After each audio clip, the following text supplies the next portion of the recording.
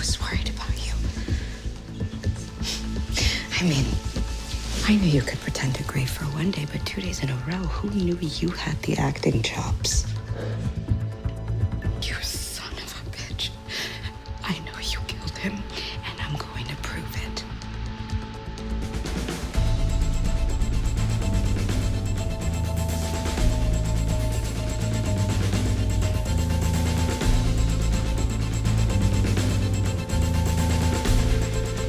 This kind of woman who does not survive by being the loudest in the room. She survives by seeing what everyone else misses. She watches, she listens, she studies the room before she ever steps into it. While other people are reacting, she is calculating. While others are overwhelmed by emotion, she is already 3 steps ahead, quietly asking herself, what is really happening beneath the surface? This is the Sage Archetype.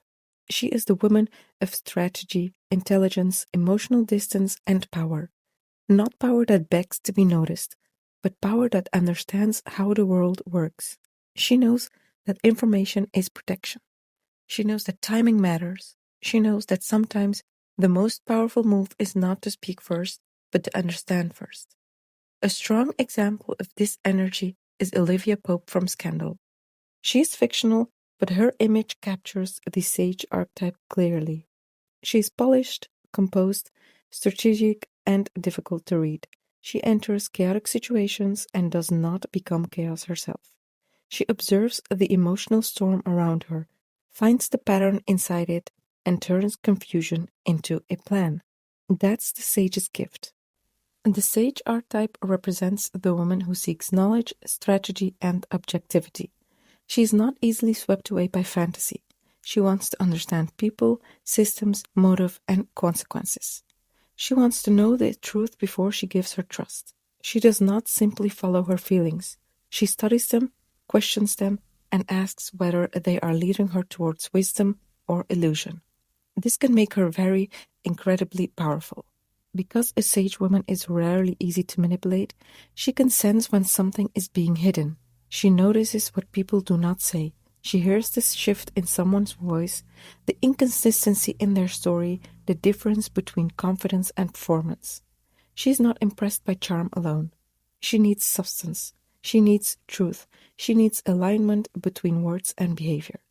And in a world that often teaches women to be pleasing before they are discerning, the sage is dangerous because she thinks for herself. She is the part of a woman that refuses to be hypnotized by appearances, the part that pauses before romanticizing someone's potential, the part that says, let me see this clearly before I give my energy away. There is something deeply magnetic about that kind of woman, not because she is warm to everyone, but because she is not easily accessed. Her attention feels valuable because it is not given carelessly. Her approval means something because she does not hand it out just to keep the peace. But the sage also has a shadow. When this energy becomes unbalanced, wisdom can turn into emotional distance. Strategy can become control. Objectivity can become coldness. She may become so focused on projecting herself through logic that she disconnects from her body, her softness, her creativity, and her desire. She may understand everything and still struggle to feel. She may be able to solve everyone else's problems, but avoid the vulnerability of her own heart. She may stay in her mind because her mind feels safe while intimacy feels unpredictable. And sometimes the sage woman can become so guarded that she confuses emotional control with emotional maturity. But the highest version of the sage is not cold. She is clear. She does not use intelligence to escape feeling. She uses intelligence to choose wisely. She understands that emotions are not the enemy. They should not be the only compass. Her gift is balance, the ability to feel deeply without losing perspective, to love without becoming blind, to care without becoming consumed. The sage teaches every woman the importance of discernment. She reminds you that you do not have to react immediately. You do not have to explain yourself to everyone. You do not have to confuse intensity with truth.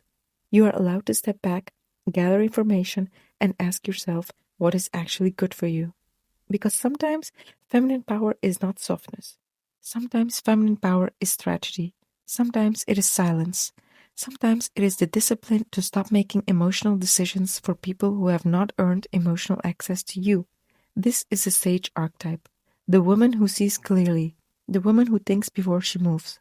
The woman who knows that wisdom is not about knowing. It is about knowing when to pause.